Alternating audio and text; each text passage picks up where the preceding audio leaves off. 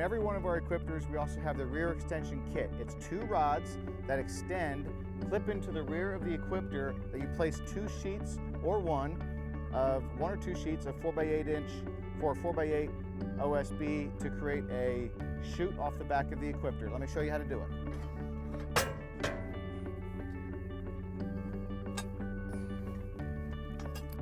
So this rod comes out, and if you want 2 sheets of plywood for your ramp or OSB, then you can extend this rod. So now that we have the rear extension arms extended, we're ready to place them into the sockets in the back of the Equipter.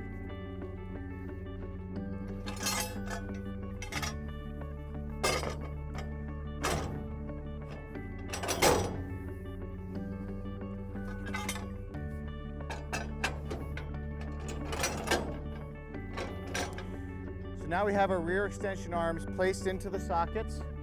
We have them extended for 2 sheets of plywood or OSB that fit into these brackets here, creating a greater ramp for trash to come directly into the Equipter.